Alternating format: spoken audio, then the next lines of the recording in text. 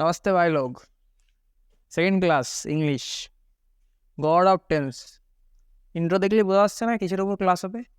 টেন্সের উপর ক্লাস হবে। টেন্স সময়, কাল। টেন্স ইংলিশের রুট, আর এটা টেন্স শুধু গ্রামার, এটা ভোকাবুলারির একটা অংশ। মানে যখন তোমরা সেন্টেন্স বিল্ডিং শিখবা, টেন্স যার সবচেয়ে ভালো ক্লিয়ার হবে সে সেন্টেন্স মানে ফ্রি হ্যান্ড রাইটিং যাকে বলে, এটা সে সবচেয়ে ভালো পারবে। তাহলে গড অফ টেন্স, টেন্স শুরু হবে। চলো, প্রথমে প্রেজেন্ট ইনডিফিনাইট টেন্স। তো প্রেজেন্ট ইনডিফিনাইট টেন্স আমরা ছোটবেলা থেকে জানি, আর সবাই এইটাও জানি যে প্রেজেন্ট ইনডিফিনাইট টেন্স তো সবথেকে সোজা। মানে প্রেজেন্ট ইনডিফিনাইট টেন্সের থেকে সহজ টেন্স আর কিছু নেই, তাই তো? কিন্তু আমার মানে কনসেপ্ট অনুযায়ী প্রেজেন্ট ইনডিফিনাইট টেন্সের থেকে কমপ্লেক্স টেন্স আর স্ট্রাকচার পুরো 12টা স্ট্রাকচারের মধ্যে আর একটাও নেই।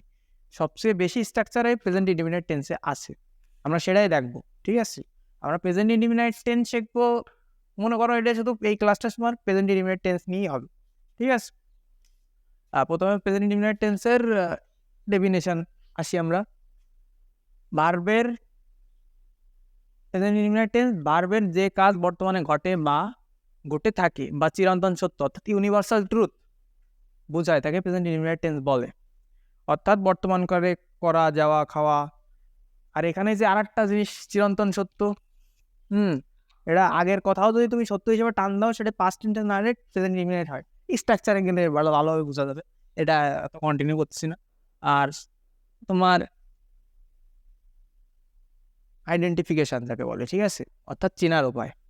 আইডেন্টিফিকেশনে ভার্বের শেষে অর্থাৎ ধাতুর শেষে, তোমরা ধাতু আর ভার্বের মধ্যে পার্থক্য জানো তো?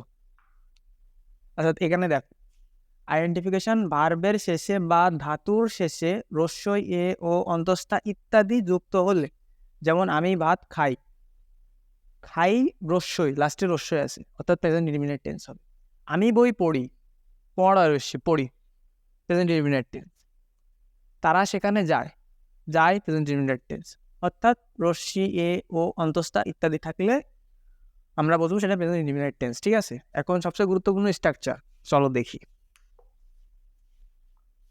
স্ট্রাকচার। ঠিক আছে, ও আর একটা জিনিস, হ্যাঁ, নোট তো করাই লাগবে, বুঝতে তো? নোট করাই লাগবে, নোট ছাড়া গতি নেই। ঠিক আছে, আমি যখন সাইডে চলে যাই, ভিডিওটা পজ করবা, নোট করবা। ঠিক আছে, আর খাতা কলম নিতে তোমাদের কষ্ট হবে, শুয়ে পড়ে ক্লাস দেখতেছো আমি বুঝতেছি, কিন্তু একটু ওঠো, উঠে বসো, তারপর ক্লাসটা করো। ঠিক আছে, আর খাতা কলম দিন শেষে তোমার এটা কাজে লাগবে, আমার কিছু হবে না।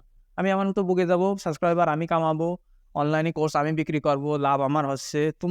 তুমি আমার কাছে টাকা দিয়ে কোর্স কিনবা, সেটা তুমি ইউটিলাইজ করা তোমার বিষয়। ঠিক আছে, তুমি এটা নোট করো, দিন সাথে কাজে লাগবে। সরে যাবো, পজ করবা ভিডিও, যেহেতু রেকর্ডেড ক্লাস, হ্যাঁ, ভিডিও পজ করবা, নোট করবা।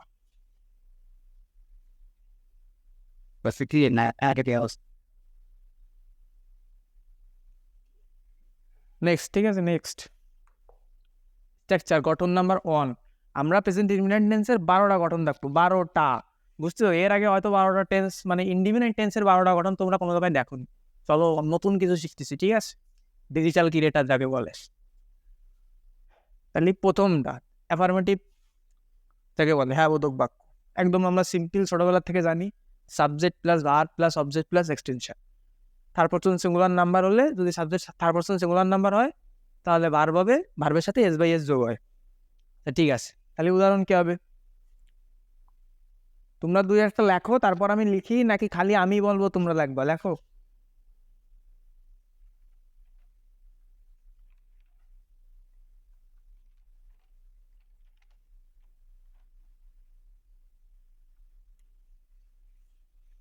তাহলে এক্সাম্পল, হ্যাঁ,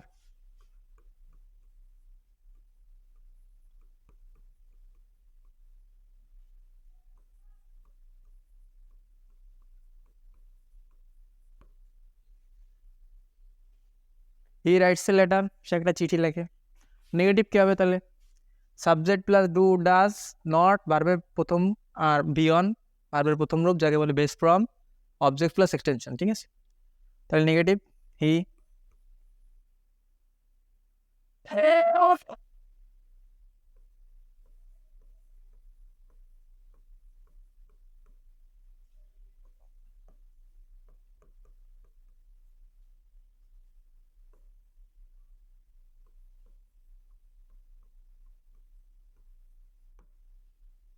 আচ্ছা, স্ট্রাকচারের ক্ষেত্রে আমরা লাস্টে যে অবজেক্ট প্লাস এক্সটেনশন লিখি, ঠিক আছে? তোমরা কি জানো অবজেক্ট আর এক্সটেনশনের মধ্যে ইউজ একটা পার্থক্য আছে? বোধহয় এটা জানা, ঠিক আছে? আমি মূলত কোন স্টুডেন্টদের টার্গেট করে পড়াচ্ছি, যারা মনে করো ইংলিশের এবিসি কিছুই জানে না, ঠিক আছে? ইংলিশের পর্যন্ত তারা যারা জানে না, আমি তাদের টার্গেট করে পড়াচ্ছি। ট্যালেন্টেড স্কুল মানে স্টুডেন্টরা যাতে ওরা ওরা তো মনে করো ট্যালেন্টেড, ইংলিশে তাদের বেসিক হালকা ক্লিয়ার আছে। আর মূলত আমার টার্গেট ওই সব স্টুডেন্ট যারা ইন্টারে ফার্স্ট ইয়ারে যায় কিন্তু ইংলিশের কিছুই তারা কমপ্লিট করে যায় না। তো আমি সব গোড়া থেকেই শুরু করতেছি। অবজেক্ট আর এক্সটেনশন, ঠিক আছে? এটার মধ্যে পার্থক্য চলো, এই যে স্ল্যাট তৈরি করা আছে, সমস্যা নেই, বেশি টাইম লাগবে না। এক্সটেনশন মূলত দুই প্রকার, ঠিক আছে? এক্সটেনশন এর অংশ হলো অবজেক্ট আর কমপ্লিমেন্ট। অবজেক্ট যাকে তোমার উদ্দেশ্য বা কর্ম বোঝায়, আর কমপ্লিমেন্ট স্থান, কাল, সময়, মানে টাইম, প্লেস, ম্যানার, সময়, স্থান এবং ধরন, এই তিনটা বোঝাবে, ঠিক আছে? তো অবজেক্ট, ঠিক আছে, অবজেক্ট আইডেন্টিফাই উদাহরণ ছাড়া তো কিছুই হয় না। চলো আগে উদাহরণ দেখে আসি। অবজেক্টের উদাহরণ, ঠিক আছে?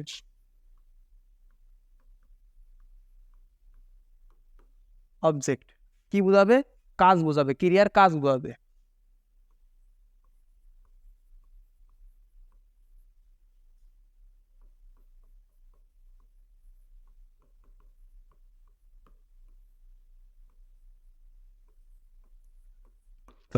উই রিড ইংলিশ, আমরা ইংরেজি পড়ি। আমরা কি পড়ি? ইংরেজি পড়ি।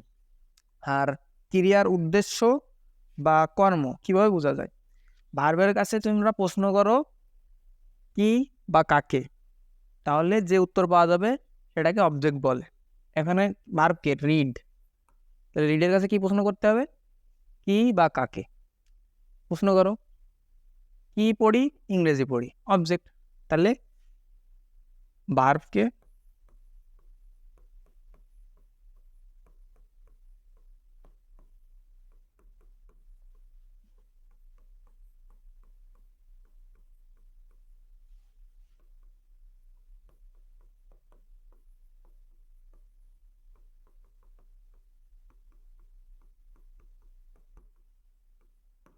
যে উত্তর পাওয়া যাবে তাকে অবজেক্ট বলা হবে। সিমিলারলি আমরা কমপ্লিমেন্ট দেখব।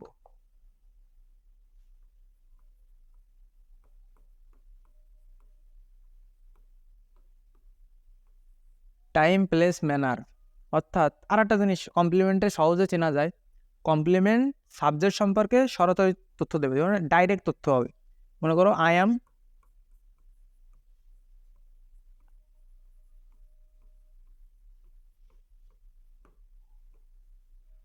এই যে আই অ্যাম 8 ইয়ার্স ওল্ড, ঠিক আছে, আমার বয়স 8 বছর। এটা কি? সরাসরি সাবজেক্ট সম্পর্কে তথ্য দিল না, সাবজেক্টের সম্পর্কে কিছু বললো। তাহলে এটা তোমরা টাইম, প্লেস, ম্যানার, এটা তুমি টাইম টাইমের ভিতর নিয়ে নাও। আর প্লেস আমরা দেখবো, প্লেস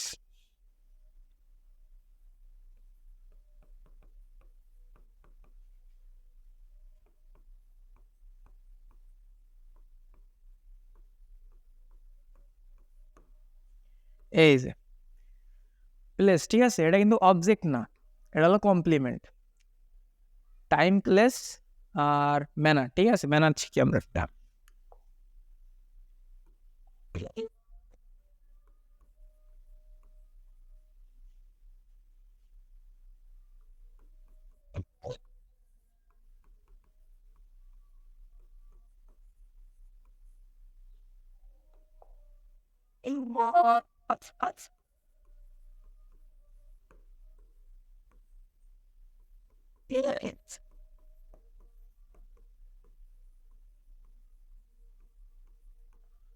আচ্ছা, এখানে ইংলিশ আমরা কিভাবে শিখি, মানে ইংলিশের ধরন বুঝলো, ম্যানার যাকে বলে, ঠিক আছে? উই লার্ন ইংলিশ প্রপারলি, এখানে ইংলিশ হচ্ছে অবজেক্ট আর প্রপারলি কমপ্লিমেন্ট, ঠিক আছে? তাহলে আমরা ফিরে যাই আগে। বিষয়টা হচ্ছে এই যে অবজেক্ট আর এক্সটেনশন, তোমরা সহজে লেখার জন্য লাস্টে এক্সটেনশন জোড়া দেবা, অবজেক্ট লেখার দরকার নেই। কারণ প্রত্যেকটা সেন্টেন্সে তোমার এক্সটেনশন থাকবে, প্রত্যেকটা সেন্টেন্স এক্সটেনশন থাকবে, কিন্তু প্রতিটা সেন্টেন্সে তোমার অবজেক্ট থাকবে না, বুঝলে? মানে অবজেক্ট অপশনাল যাকে বলে, অবজেক্ট থাকতেও পারে নাও থাকতে পারে, বাট কমপ্লিমেন্ট থাকবে। কমপ্লিমেন্টও থাকতেও পারে না পারে, লাস্টে আমরা অত ভেজালে যাওয়ার দরকার নেই, বা বাঙালি মানুষ আমরা লাস্টে মানে এক্সটেনশন দিয়ে দেবো, ঠিক আছে? দুপুরি খাইনি, না খেয়ে ক্লাস নিচ্ছি, কথাবার্তা আওড়ায় যাচ্ছে, সমস্যা নেই। আচ্ছা, তাহলে অ্যাফার্মেটিভ আর নেগেটিভ গেল।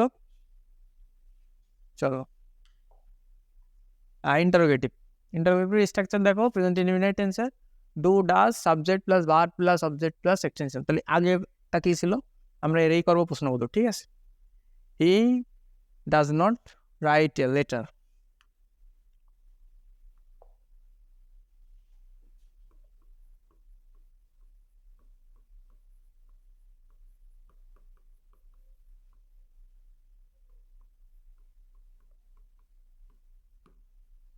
ঠিক আছে, does he write a letter. তাহলে নেগেটিভ ইন্টারোগেটিভ কি হবে? একদম স্ট্রাকচার মধ্যে পাতে পার, ডু বা does plus subject plus not plus ভার্বের V one object plus extension যা আছে।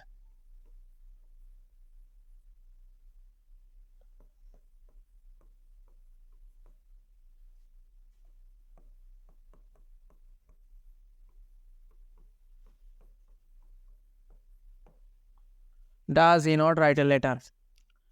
এখানে দেখো দুইভাবেই করা যায়, আমরা ডাজেন্ট দিয়ে বলে doesn't he write a letter, অথবা does he not write a letter, দুইভাবেই করা যায়, সমস্যা নেই। Next structure number 2, use of there. দেয়ারের গঠন খুব গুরুত্বপূর্ণ। ওই যে আমরা বলি না, কোথায় কোনো জিনিস রাখা থাকলে, টেবিলের উপর বইটি রাখা আছে, তারপর মানে কোথায় কোনো স্থান বোঝালে, কোনো স্থানে কোনো জিনিস বিদ্যমান এমন বোঝালে দেয়ার ব্যবহৃত হয়। স্ট্রাকচার দেখে নিই, affirmative there plus be verb. এই ভার তো তোমরা সবাই জানো, অ্যামিজার ওয়াজার, ঠিক আছে? এখন বি ভার অ্যামিজার ওয়াজার, বাট যেহেতু ইনডিফিনাইট টেন্স তাই অ্যামিজার তিনটাই থাকবে। এনপি, এখানে একটা ভালো একটা জিনিস, এনপি। এনপি মানে কি? নাউন ফ্রেজ, ঠিক আছে? উদাহরণ দিলেই বুঝতে পারবো।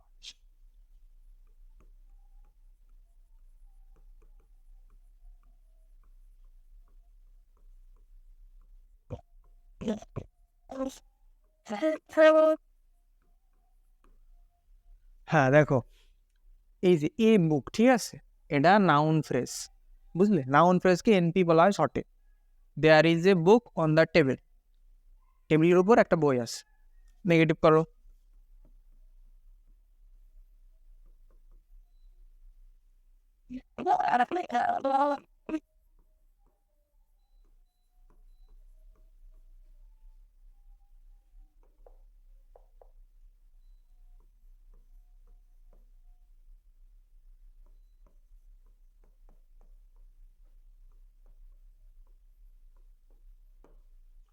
দেয়ার is not any book on the table, এখানে এনিটা দিতে হবে, ঠিক আছে? রিমাইন্ড ইট, এনি দেওয়া লাগবে, এনিটা মুখস্থ রাখতে হবে। তারপর কি ইন্টারোগেটিভ, ঠিক আছে? প্রথমে বিবার ইস ছিল, আগে দেখে আছো কি ছিল? ইস ছিল, তাহলে আমরা ইসকে আগে আনবো ইন্টারোগেটিভে যাওয়ার সময়। ইজ,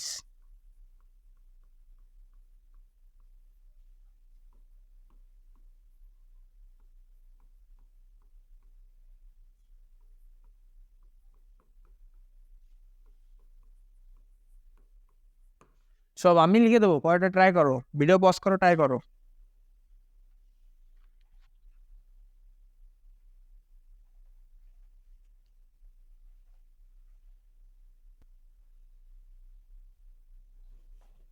আমি লিখি, তোমরা কারেকশন করে নাও।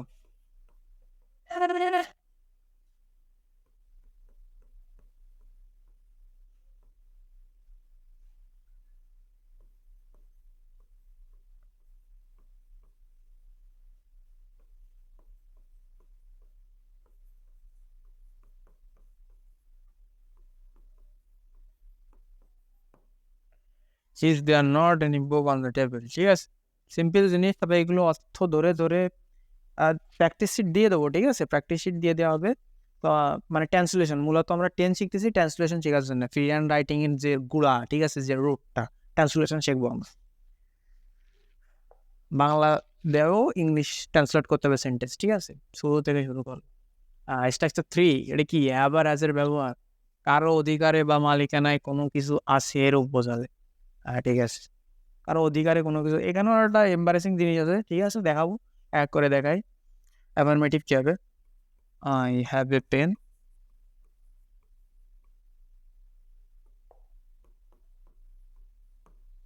আবার একটা কলম আছে নেগেটিভ। নেগেটিভের স্ট্রাকচার কি? সাবজেক্ট প্লাস ডু বা does plus not plus have plus object extension, ঠিক আছে। অরে সাবজেক্ট প্লাস হ্যাভ বা হ্যাজ। হ্যাঁ, 2 নাম্বারটা সহজ আছে প্রথমটার থেকে, 2 নাম্বারটা দিয়েই করি।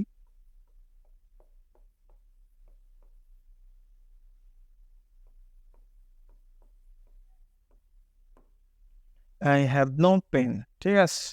পরেরটা, ও নোট করো, নোট করো, সরে গেলে নোট করবো, ঠিক আছে।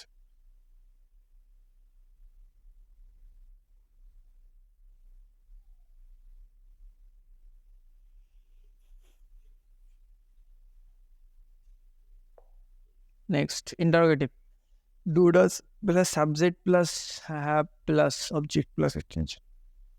ঠিক আছে, ইন্টারোগেটিভ হ্যাভ দিয়েই করি, ঠিক আছে।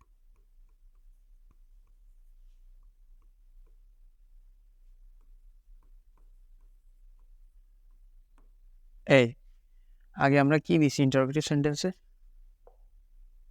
ইন্টারোগেটিভ সেন্টেন্স, এই দেখো দেখিস ইন্টারোগেটিভ সেন্টেন্সে জিজ্ঞাসা চিহ্ন দিতেই ভুলে গেছি।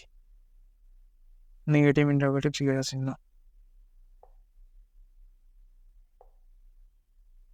ইন্টারোগেটিভ does later on, ঠিক আছে।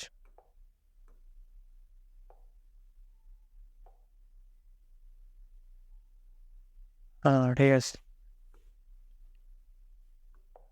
নেক্সট নেগেটিভ ইন্টারোগেটিভ, ডু অথবা ডাজ সাবজেক্ট নট হ্যাভ, দ্বিতীয়টা দিয়ে করি, ঠিক আছে। হ্যাভ,